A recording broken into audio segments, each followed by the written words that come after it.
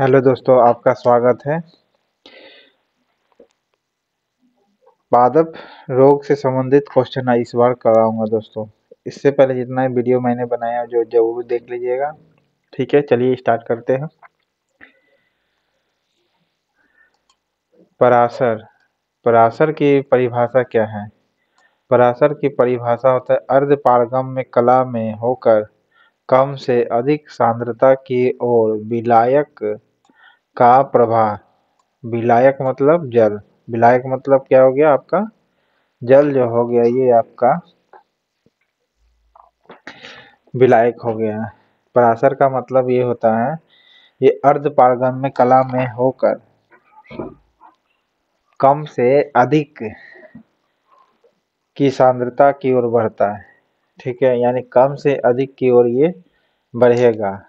ठीक है, नेक्स्ट है, अधिक लवण वाले विलयन में एक कोशिका को रखते हैं तो वह सिकुड़ जाती है। क्यों सिकुड़ती है? क्योंकि जल जो होती है बाह्य परासरण द्वारा बाहर निकल जाता है। क्या होता है? जल बाह्य परासरण द्वारा बाहर निकलता है। क्यों निकलता है? क्योंकि अधिक लवण वाले विलयन में अधिक लवण वाले विलयन रहेगा, उसमें एक कोशिका को रखते हैं तो वो क्या होती है? सिकुड़ जाती है। तो वो कैसे क्यों सिकुड़ती है? जल बाह्य पराशर द्वारा निकलता है, इसीलिए सिकुड़ जाता है। नेक्स्ट है, यदि एक कोशिका आकार में न्यूनीकृत होती है जब यह एक विलयन में सब रख दी जाती है, ऐसा विलयन होता है क्या? ऐसा विलयन होता है हाइपरटोनिक। क्या कहलाता है? हाइपरटोनिक। एक कोशिका आकार में न्यूनीकृत होता है, यानी कोशिका का आकार छोटा होते चल जाएगा। तब यह विलयन में जब यह एक विलयन में सब रख दी जाती है तब इस विलयन को क्या कहेंगे? हाइपरटोनिक कहेंगे। एक कोशिका का आकार न्यूनीकृत हो जाएगा कब? जब एक विलयन में रखेंगे तब। उस विलयन को क्या कहेंगे? हाइपरटोनिक।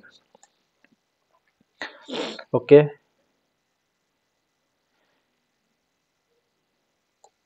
एक कोशिका आयतन में बढ़ती है। कोशिका आयतन में कब बढ़ेगी? जब इसका अल्प पराशरी विलयन में रखेगा तब कोशिका आयतन में बढ़ती है। जब यह रखी जाती है किस में? एक अल्प पराशरी विलयन में रखते हैं तब। अल्प पराशरी विलयन में रखेंगे तब कोशिका का आयतन क्या होगी? बढ़ जाएगी। नेक्स्ट है, बीज फूलते हैं जब जल में रखे जाते हैं। कैसे? तो अंतः शोषण के कारण जो होते हैं बीज फूलने लगते हैं। जैसे बीज देखते होंगे पानी में रखते तो वो फूल जाती है, तो वो क्यों फूलती है? क्योंकि पानी के अंदर वो अवशोषण कर लेती है, जिसको कहते हैं अंतः शोषण। ठीक है, अंतः शोषण के कारण बीज फूल जाती है। नेक्स्ट, लकड़ी के बने दरवाजे का वर्षा ऋतु में फूल जाता है। क्यों फूलता है? क्योंकि उस वह जो होती है पानी को अंतः शोषण कर लेती है, यानी अंदर सोख लेती है, इसलिए लकड़ी का दरवाजा क्या हो जाएगा? खुल जाएगी वर्षा की ऋतु में। नेक्स्ट है, उर्वरकों का अतिरिक्त मात्रा में प्रयोग पौधे की मृत्यु का कारण बनता है। अगर अधिक मात्रा में उर्वरक आप यूज करिएगा तो पौधा ही मर जाएगा। ओके, इसलिए जितना चाहिए उतने दीजिएगा उर्वरक। तो इसका आंसर होगा बाह्य पराशर के कारण, यानी वह क्या होती है? बाह्य पराशर करने लगती है जिस कारण से पौधे की मृत्यु हो जाती है। अधिक उर्वरक दे देते हैं तब। ओके, तो बाह्य पराशर करने लगती है।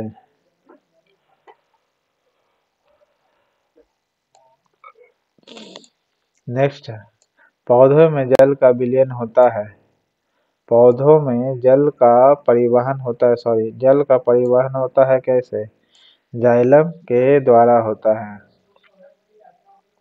पौधे में जल का परिवहन होता है किसके द्वारा? जाइलम के द्वारा। जल का परिवहन जाइलम के द्वारा और फ्लोएम के जरिए पोषण का परिवहन होगा पौधे में। ओके,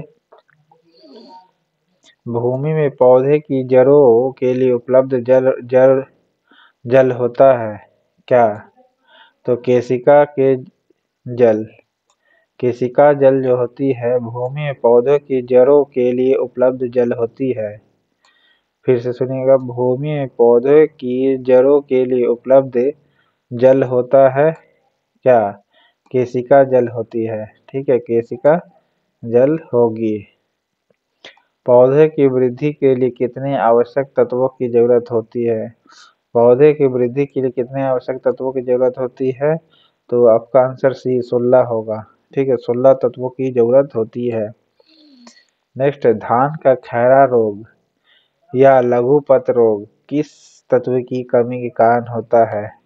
तो धान का खैरा रोग होगा जस्ता के कमी के कारण। ये पहले भी लेसन में बता चुके हैं। धान का खैरा रोग जस्ता के कारण होता है।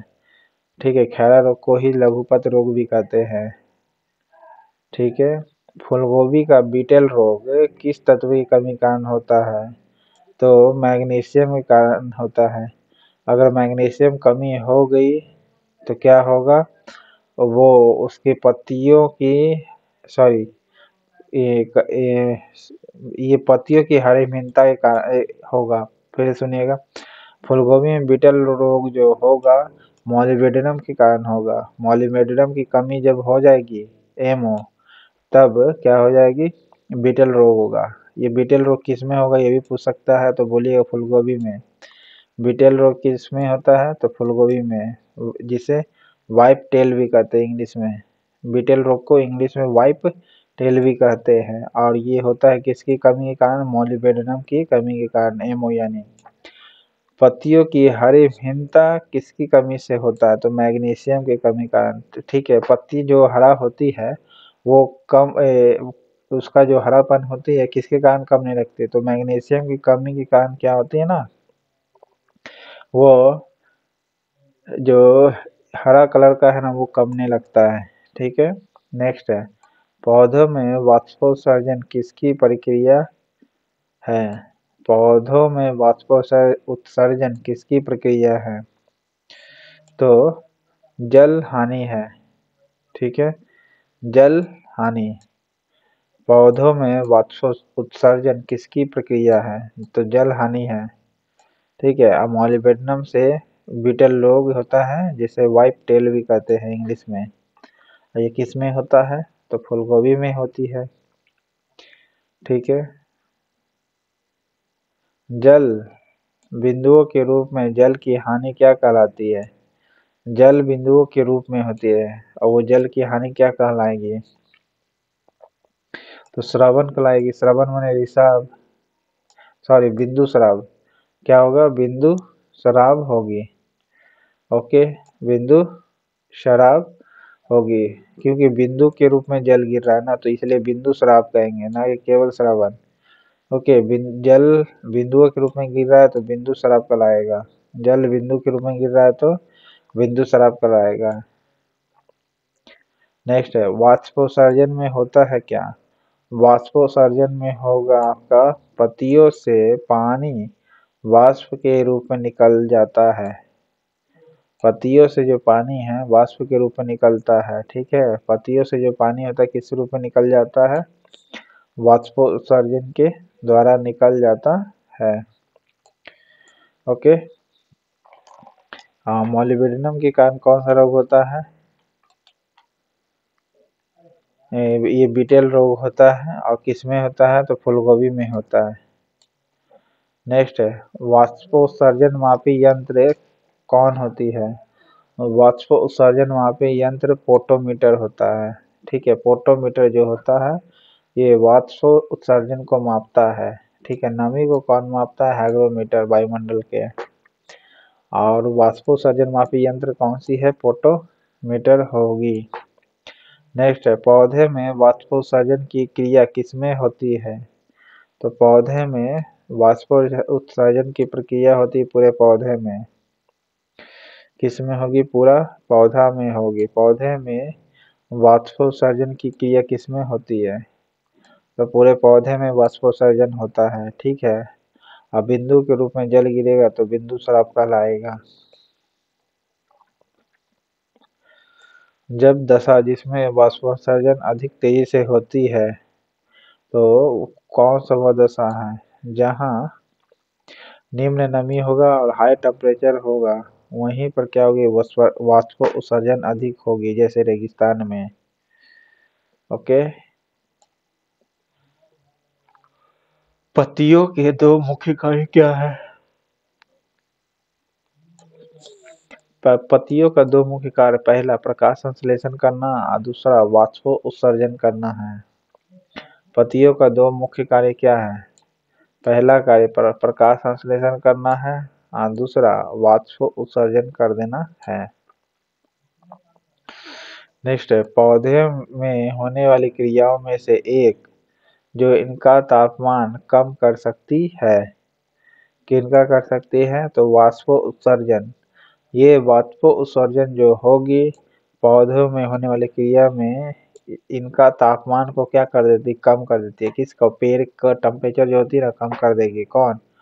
वाष्प उत्सर्जन। प्रकाश संश्लेषण से भोजन का निर्माण होता है।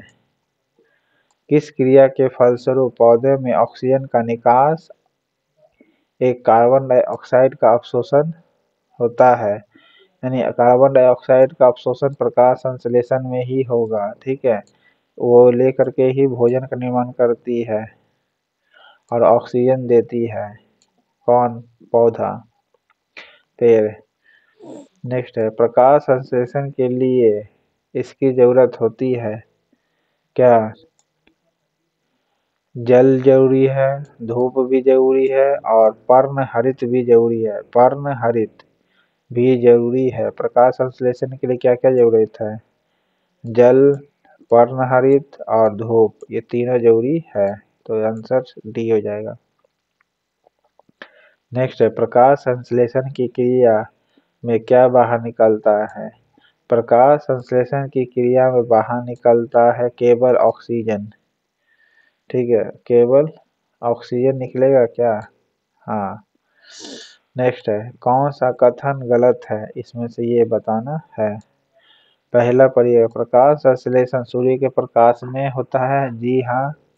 दूसरा है, प्रकाश संश्लेषण में कार्बन डाइऑक्साइड का उपयोग होता है। हाँ, होता है, यानी अवशोषण कर लेती है। तीसरा, प्रकाश संश्लेषण में ऑक्सीजन का उपयोग नहीं बल्कि दिया जाता है। ठीक है, देता है पे, तो सी गलत हो जाएगा। ठीक है, यानी इसका आंसर सी। नेक्स्ट है, प्रकाश संश्लेषण में ऑक्सीजन बाहर निकलता है। नेक्स्ट है, प्रकाश संश्लेषण की प्रक्रिया का प्रथम चरण क्या होता है? कार्बोहाइड्रेट का निर्माण करना होता है। किसका निर्माण करना होता है? कार्बोहाइड्रेट का नहीं, बल्कि सूर्य के प्रकाश द्वारा क्लोरोफिल को उत्तेजित करता है। फिर से सुनिएगा, प्रकाश संश्लेषण की प्रक्रिया का पहला चरण क्या करेगा? सूर्य का प्रकाश लेगा और फिर क्लोरोफिल का उत्तेजन करेगा। किसको उत्तेजित करेगा? क्लोरोफिल को। अंतिम चरण है कार्बोहाइड्रेट का निर्माण करना। ओके। प्रकाश संश्लेषण की दर सबसे अधिक किसमें होती है?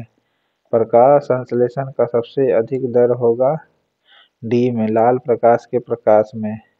ओके, लाल रंग के प्रकाश में प्रकाश संश्लेषण अधिक होती है। ओके, जिस समय लाल रहेगा प्रकाश, इसी समय प्रकाश संश्लेषण तेजी से होती है। प्रकाश संश्लेषण की दर सबसे कम किसमें होगी? सबसे अधिक लाल में और सबसे कम बैंगनी रंग में होगी। प्रकाश संश्लेषण सबसे कम बैंगनी रंग में होगा। ठीक है, प्रकाश संश्लेषण अंगक यानी ऑर्गेनेल्स है कौन? तो प्रकाश संश्लेषण कौन करता है? हरित लवक करती है, क्लोरोफिल करती है। ठीक है, प्रकाश संश्लेषण का ऑर्गन कौन होती है? हरित लवक यानी क्लोरोफिल। ओके, नेक्स्ट है, प्रकाश संश्लेषण होता है कब? प्रकाश संश्लेषण केवल दिन के ही वक्त होगा और लाल प्रकाश की उपस्थिति में होगा ही केवल। सबसे ज्यादा लाल में होता है, सबसे कम बैंगनी में होती है प्रकाश संश्लेषण। प्रकाश संश्लेषण के लिए कौन सी गैस आवश्यक है? प्रकाश संश्लेषण के लिए कार्बन डाइऑक्साइड आवश्यक है। ओके, कार्बन डाइऑक्साइड को लेती है, इसीलिए ये गैस होना चाहिए। नेक्स्ट है, पौधे व पेड़ का खाना तैयार करने की प्रक्रिया कहलाती है क्या?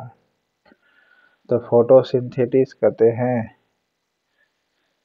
फोटोसिंथेसिस कहते हैं। क्या कहते हैं? फोटोसिंथेसिस कहते हैं। पौधे व पेड़ का खाना तैयार करने की जो प्रक्रिया होती है वो क्या कहलाती है? फोटोसिंथेसिस कहलाती है।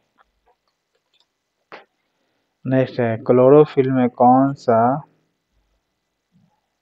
पॉरफिरिन है? तो क्लोरोफिल में कौन सा तत्व पाया जाता है? क्लोरोफिल में मैग्नीशियम पाया जाता है। पॉरफिरिन होती है कौन क्लोरोफिल में? तो पॉरफिरिन होती है क्लोरोफिल में कौन? मैग्नीशियम जो होती है पॉरफिरिन होती है। नेक्स्ट है, सर्वाधिक प्रकाश संश्लेषण क्रियाकलाप कहाँ चलता है? तो केवल लाल प्रकाश में सबसे ज्यादा होगा, अगर नीला है तो दोनों मारिएगा। ठीक है, प्रकाश के नीले और लाल में प्रकाश क्रिया सर्वाधिक होती है। नेक्स्ट है, प्रकाश संश्लेषण का अंतिम उत्पाद होता है क्या? बताए थे अंतिम उत्पाद कार्बोहाइड्रेट होगा। ठीक है, कार्बोहाइड्रेट होगा। नेक्स्ट है, निम्नलिखित ऊर्जा रूपांतरणों में से किसके द्वारा प्रकाश संश्लेषण की क्रिया संपादित होती है? तो किसके द्वारा संपादित होती है? प्रकाश से रासायनिक ऊर्जा में। फिर से सुनिएगा, निम्नलिखित में से ऊर्जा रूपांतरणों में से किसके द्वारा प्रकाश संश्लेषण की क्रिया संपादित होती है? तो प्रकाश से रासायनिक ऊर्जा में बदलता है तब। नेक्स्ट है, प्रकाश संश्लेषण में पर्णहरित की भूमिका क्या होती है? कार्बन डाइऑक्साइड का अवशोषण करना होता है। ओके, और ऑक्सीजन को निकालना होता है, लेकिन ये स्टोमाटा करेगा। ओके, लेकिन पर्णहरित का केवल काम है प्रकाश संश्लेषण, प्रकाश का अवशोषण करना। पर्णहरित का कार्य क्या है? प्रकाश का अवशोषण करना। कार्बन डाइऑक्साइड लेना देना और ऑक्सीजन देना किसका कार्य है? स्टोमाटा का। नेक्स्ट है, प्रकाश संश्लेषण में पौधे कौन सी गैस का अवशोषण करते हैं? कार्बन डाइऑक्साइड का गैस को लेते हैं। प्रकाश संश्लेषण में हरे पौधे द्वारा कौन सी गैस छोड़ी जाती है? ऑक्सीजन छोड़ी जाती है, ली जाती कार्बन डाइऑक्साइड। प्रकाश संश्लेषण के समय निकलने वाली गैस को क्या कहा जाता है? प्रकाश संश्लेषण के निकलने वाली गैस को ऑक्सीजन कहा जाता है। ठीक है, लिया जाता है कार्बन डाइऑक्साइड। प्रकाश संश्लेषण की क्रिया मुक्त होने वाली ऑक्सीजन कहाँ से आती है? जल से आती है। जल का फार्मूला क्या होती है? H2O होता है, तो ऑक्सीजन वहीं से निकल जाएगा। ठीक है, तो बोलिएगा ऑक्सीजन कहाँ से आती है प्रकाश संश्लेषण में? तो वाटर से आती है। प्रकाश संश्लेषण होता है किस में? क्लोरोप्लास्ट में होता है, जिसे पर्णहरित भी कहते हैं। ठीक है, नेक्स्ट है, प्रकाश संश्लेषण का प्रथम स्थिर यौगिक क्या है? प्रकाश संश्लेषण द्वारा सबसे पहला यौगिक बनता है ग्लूकोज। स्थिर यौगिक किस रूप में बनेगा? ग्लूकोज। ऐसा जैविक क्रिया जिसमें शर्करा तथा वसा का ऑक्सीकरण होता है तथा ऊर्जा मुक्त होती है क्या कहलाती है? श्वसन कहलाती है। क्या कहलाएगी? श्वसन। श्वसन जो होगी यह ऐसी जैविक क्रिया जिसमें शर्करा तथा वसा का ऑक्सीकरण होता है तथा ऊर्जा मुक्त होती है। ऊर्जा क्या होगी? मुक्त होगी। इस पर क्या क्या कहते हैं? श्वसन कहते है। श्वसन मापन यंत्र कहलाता है क्या?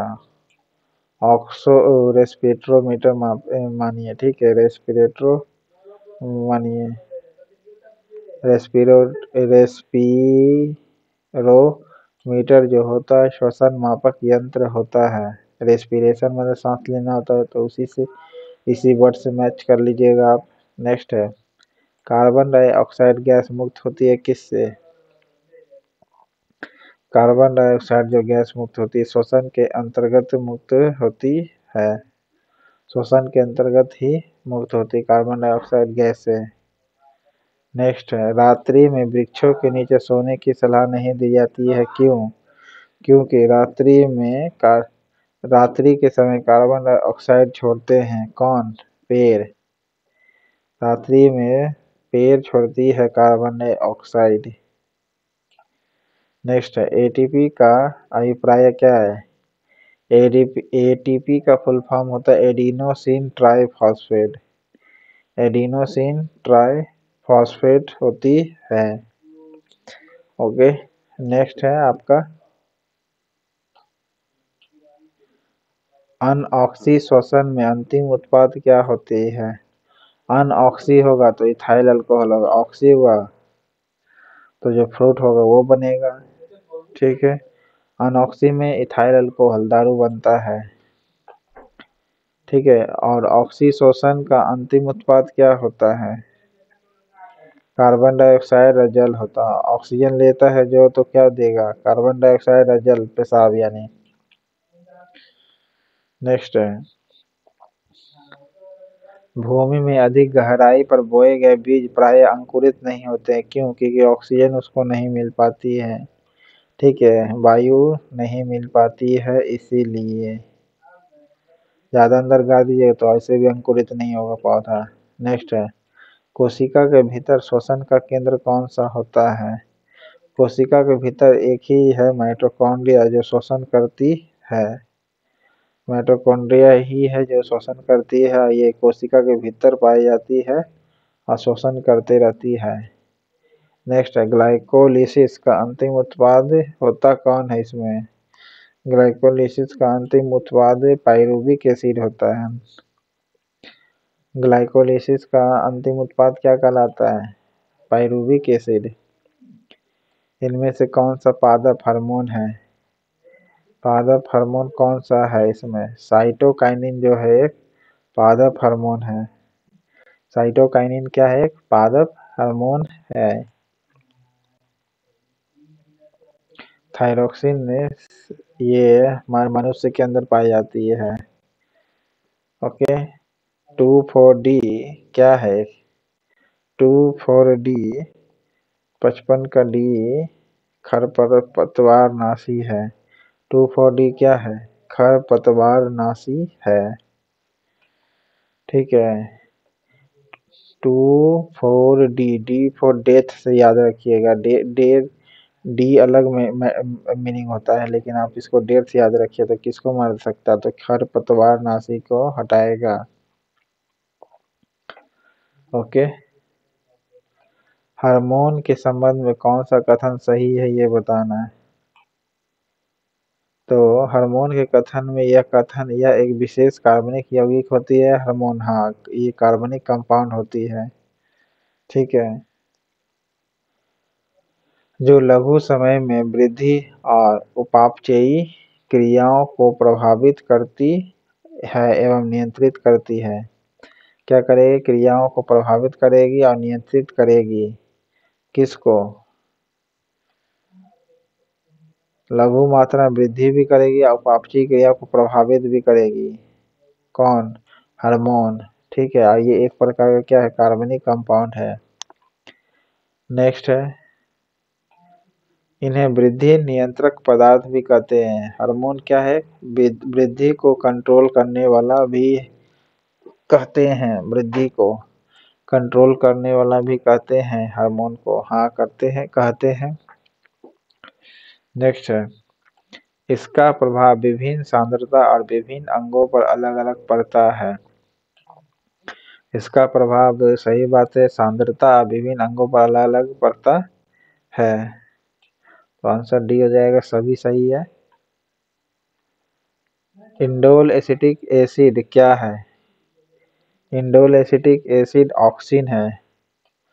ऑक्सिन कौन है? इंडोल एसिटिक एसिड जो है आपका, ये कौन है? ऑक्सिन है। ठीक है, ऑक्सिन से संबंधित कौन सा कथन सही है बताना है। तो देखिए, ऑक्सिन जो है आपका, इसके कारण पौधे में शीर्ष प्रमुखता हो जाती है। शीर्ष जो होती है, ऑक्सिन के कारण शीर्ष ऊपर की ओर बढ़ने लगता है। ठीक है। पत्तियों का विलयन रोकता है कौन? ऑक्सिन। अलग होने से पत्तियों को कौन रोकता है? तो ऑक्सिन जो होती है अलग होने से रोकता है। यह खरपतवार को भी नष्ट करती है। हाँ, खरपतवार को भी ऑक्सिन जो होती नष्ट करती है। और ऑक्सिन कौन है?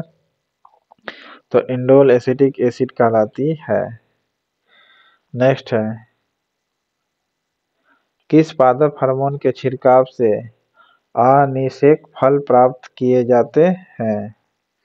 तो अनिषेक फल प्राप्त जो किए जाते हैं ऑक्सिन से पाए जाते हैं अनिषेक फल, जैसे केला। किस पादप के हार्मोन के छिड़काव से अनिषेक फल प्राप्त किए जाते हैं? तो ऑक्सिन से प्राप्त किए जाते हैं। ओके। और ऑक्सिन क्या है? एसिटिक इंडोल एसिटिक एसिड है। नेक्स्ट है, कौन सा हार्मोन पादप कोशिकाओं में इस प्रकार बढ़ने के लिए प्रेरित करता है जिससे पादप प्रकाश की ओर मुड़ा हुआ प्रतीत होता है? तो वो है ऑक्सिन है। ऑक्सिन ही है जो पादप को बढ़ने के लिए प्रेरित करेगा कि हाँ तुम बढ़ो, तुम बढ़ो, पेड़ को कहता है। और ये पादप जो होती है किधर की ओर मुड़ी होती है? प्रकाश की ओर मुड़ी होती है। तो किसके कारण? तो ऑक्सिन के कारण। ऑक्सिन में क्या होता है? इंडोल एसिटिक एसिड होती है। ओके। नेक्स्ट है, कोशिका विभाजन में मदद करने वाला जो पादप है कौन है? तो साइटोकाइनिन जो होती है कोशिका विभाजन में मदद करती है। कोशिका विभाजन करने वाली पादप हार्मोन है। सबसे पहले पूछेगा ये भी, साइटोकाइनिन क्या है? एक पादप हार्मोन है। साइटोकाइनिन क्या है? एक पादप हार्मोन है। काम क्या है साइटोकाइनिन का?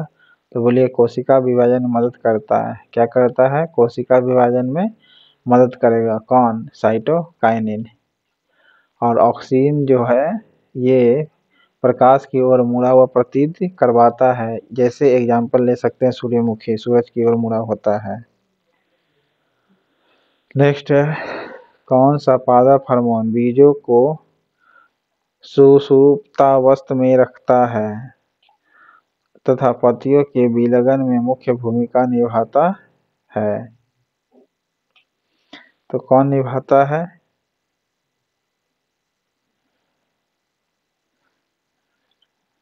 डी, एब्सिसिक एसिड जो होती है, एब्सिसिक एसिड जो होगी क्या होगी आपको? ये पादप हार्मोन है जो बीजों को सुषुप्तावस्था में रखता है और पत्तियों के विलयन में मुख्य भूमिका निभाता है। एब्सिसिक एसिड है जो पत्तियों के अलग होने में भूमिका निभाता है। ठीक है, पत्तियों के अलग होने में एब्सिसिक एसिड भाग लेता है। ठीक है। और साइटोकाइनिन जो है ये कोशिका विभाजन में मदद करता है। साइटोकाइनिन जो होती है ये क्या होती है? कोशिका विभाजन में मदद करती है। किसको? पादप हार्मोन को। तो एब्सिसिक एसिड क्या है? एब्सिसिक एसिड जो पत्तियों को अलग होने में भूमिका निभाता है। और कोशिका विभाजन में साइटोकाइनिन। ओके। और इंडोल एसिटिक एसिटिक एसिड कहा जाता है ऑक्सिन को। फल पकाने वाला जो हार्मोन है वो कौन है? फल जो पकाता है उस हार्मोन को कहते हैं इथिलीन। फल जो पकाता है उस हार्मोन को कहते हैं क्या है? इथिलीन कहते हैं फल जो पकाता है। ओके। पत्तियों के अलग होने में भूमिका निभाता है कौन? Abscisic acid. और कोशिका विभाजन में मदद करता है साइटोकाइनिन। नेक्स्ट है, प्रकाशवर्ती संचलन किसके द्वारा नियंत्रित किए जाते हैं? प्रकाशानुवर्ती संचलन करना है तो ये किसके द्वारा संचलन होगा? ऑक्सीजन के द्वारा बताए थे, जैसे सूर्यमुखी प्रकाश के अनुवर्ती बढ़ते चलता है तो किसके द्वारा नियंत्रित किया जाता है? ये तो ऑक्सीजन के द्वारा नियंत्रित किया जाता है। और साइटोकाइनिन क्या है? ये साइटोकाइनिन जो होती है पत्तियों के अलग होने में मुख्य भूमिका निभाता है। और इथिलीन जो होती है फल को पकाती है, ये एक हार्मोन है। ठीक है। पादप वृद्धि हार्मोन जिबरेलिन किससे निकाले जाते हैं? पादप वृद्धि हार्मोन कौन कहलाती है? जिबरेलिन। पादप वृद्धि हार्मोन कौन हो गई आपका? जिबरेलिन हो गई पादप वृद्धि हार्मोन। ये किससे निकाले जाते हैं? कवक से निकाले जाते हैं। जिबरेलिन किससे निकाले जाते हैं? तो कवक से निकाले जाते हैं। ये जिबरेलिन का काम क्या है? पादप का वृद्धि करना। ओके। नेक्स्ट है, इनमें से कौन खरपतवार नाशी है? 2,4-D बताए थे खरपतवार नाशी होगी। 2,4-D जो होगी क्या होगी? खरपतवार नाशी होगी, बताए थे आपको। नेक्स्ट है, पादप वृद्धि अनुमापन के साथ किस भारतीय वैज्ञानिक का नाम जुड़ा हुआ है?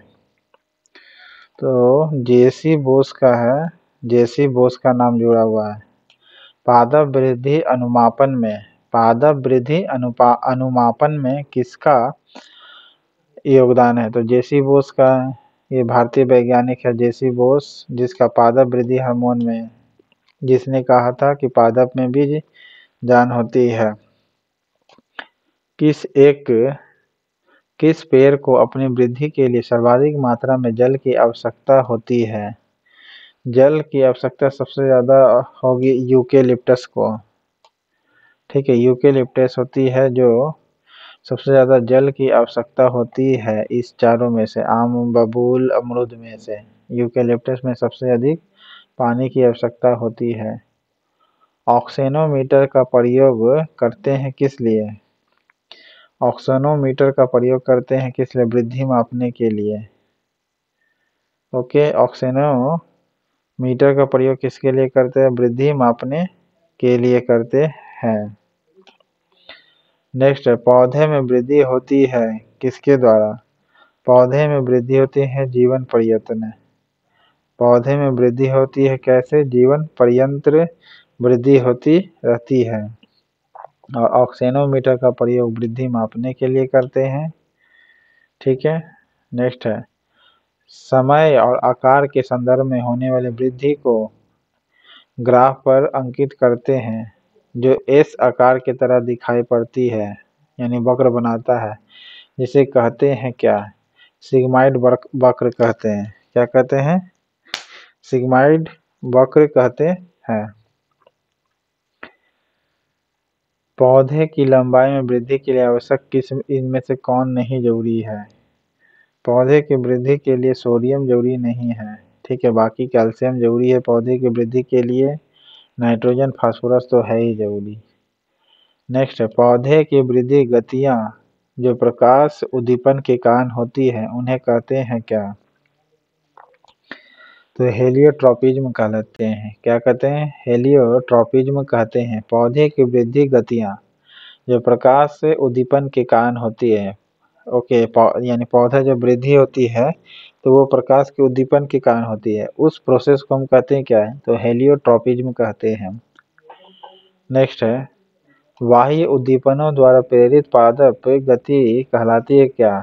कंपानुकुचन गति कहलाती है। जैसे छुई मुई का पौधा कंपानुकुचन गति करने लगती है, जैसे ही आप छुइएगा बाह्य उद्दीपन के द्वारा होता है, यानी बाह्य संश्लेषण के कारण होती है। छुई मुई की पत्ती में गति होती कैसे? तो कंपानुकुंचन गति करती है।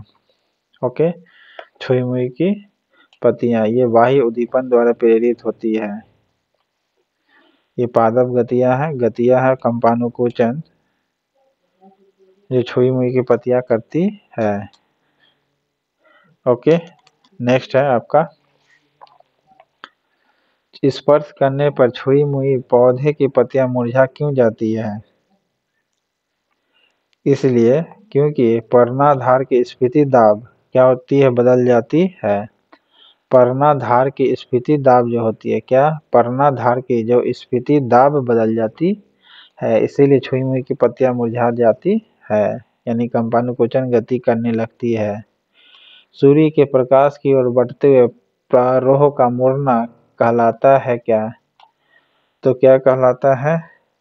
हेलियोट्रॉपिज्म कहते हैं। सूर्य की प्रकाश की ओर बढ़ते हुए मुड़ना हेलियोट्रॉपिज्म कहते हैं। और ये इसमें ऑक्सीजन महत्वपूर्ण भूमिका निभाता है। नेक्स्ट है, किसी आधार के चारों ओर मटर के प्रतान का निपटना एक अच्छा उदाहरण है किसका? तो ये स्पर्शानुवर्तन का अच्छा उदाहरण है। स्पर्शानुवर्तन, स्पर्श करते हुए मटर का पौधा आगे बढ़ती चली जाती है, इसे कहते हैं स्पर्शानुवर्तन। स्पर्शानुवर्तन में स्पर्श करते हुए। ओके, सनड्यू या वीनस फ्लाई, सनड्यू या वीनस फ्लाई ट्रैप कीट भक्षी पौधे में गति होती है किसके द्वारा? तो स्पर्शानुकुंची गति के द्वारा होती है। ओके, स्पर्शानुकुंची कुंचनी गति के द्वारा होती है। सनड्यू और वीनस फ्लाई ट्रैप यह कीट भक्षी पौधा है। ओके, तो स्पर्शानुकुंची गति के द्वारा ही कीट भक्षी पौधा क्या होती है, एक्टिव हो जाती है। दो वो सनड्यू और Venus fly trap. Okay, next है, जरे धनात्मक भूमध्यानुवर्तन जिसे पॉजिटिव जियोट्रॉपिज्म कहते हैं, होती है किस में? तो अधिकांश होती है। क्या होती है? अधिकांश होती है। जरे धनात्मक भूमध्यानुवर्तन क्या होती है? पॉजिटिव अधिकांश होती है, मैक्सिमम होती है। नेक्स्ट है, पेड़ों की पत्तियों में पाए जाने वाला हरा पदार्थ क्या कहलाता है? पेड़ों की पत्तियों में हरा पदार्थ जो होता है वह क्लोरोफिल कहलाती है। प्रकाश संश्लेषण की क्रिया कैसे उत्पन्न होती है? प्रकाश संश्लेषण की प्रक्रिया कैसे उत्पन्न होगी? तो क्लोरोफिल के द्वारा पानी लेना पड़ेगा और कार्बन डाइऑक्साइड सभी चाहिए, तीनों का जरूरी है। ठीक है, नेक्स्ट है, पौधे के पत्ते के पृष्ठ पर पाए जाने वाले छोटे छोटे छिद्र यानी लघु छिद्र का नाम क्या होते हैं? रंध्र कहते हैं। पौधे के पत्ते पर जो छोटा छोटा छिद्र होता है उसको क्या कहते हैं? रंध्र कहते हैं। नेक्स्ट है, पादप जल संबंधों में साई डब्ल्यू प्रतीक का प्रयोग क्या दर्शाने के लिए किया जाता है? तो जल विभव दर्शाता है। जल विभव दर्शाता है, इसका मतलब है जल विभव। पशुओं में होने वाले हीमोग्लोबिन के सदृश पौधों में कौन सा अणु होता है? क्लोरोफिल होता है। पशुओं में हीमोग्लोबिन के ही अनुसार पौधे में जो अणु होती है वह किसकी अणु होती है? तो क्लोरोफिल की होती है। इस प्रकार आपका 5 लेसन चैप्टर बायोलॉजी का खत्म होता है। पादप कार्य की पसंद आई चैनल तो लाइक करिएगा जरूर, सब्सक्राइब करिएगा। थैंक यू दोस्तों।